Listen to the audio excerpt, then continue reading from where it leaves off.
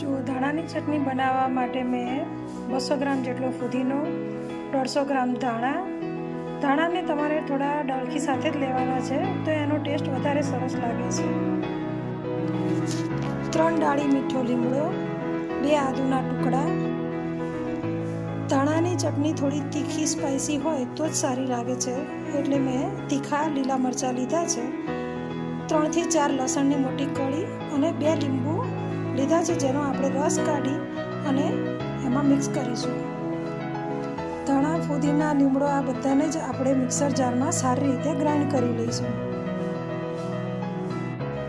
તો ચાલો શરૂ કરીએ ધાણાની ચટણી બનાવવાનું. જો મેં ધાણાને અને ફુદીનાને ધોઈને મિક્સર જારમાં લઈ લીધું છે. લસણ, મરચાં, આદુ બધું જ આપણે મેં એડ કરી દીધું છે.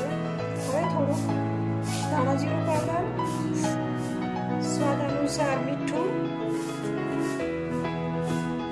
થોડું લાલ મરચું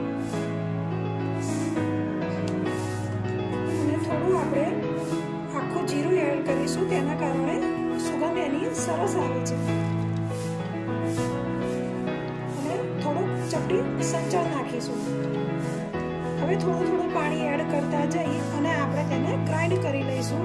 પાણી આપણે વધારે એડ નથી કરવાનું. જો આપણું ચટણી ગ્રાઇન્ડ થઈને તૈયાર છે, તો આપણે એને એક પાત્રમાં કાઢી લઈશું. હવે જુઓ, આપણે જે 2 લીંબુ હતા એનો મેં કટ કરીને રસ કાઢી લીધો છે. એ રસને પણ આપણે અંદર એડ કરી લઈશું.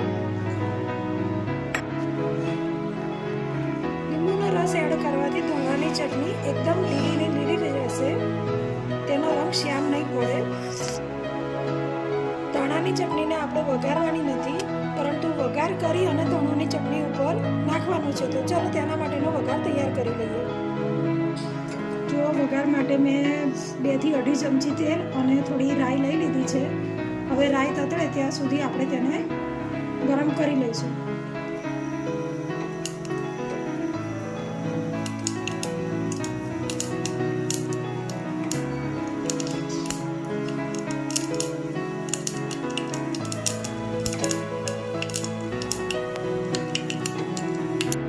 જો આપણો વઘાર થઈને રેડી છે, બધો જ આપણે ધાણાની ચટણીમાં એડ કરી દઈશું.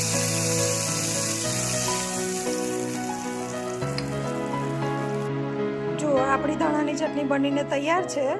મેં તેને 3 એરટેગ ડબ્બામાં કાઢી લીધી છે. તમે તેને મહિના સુધી સ્ટોર કરી શકો છો.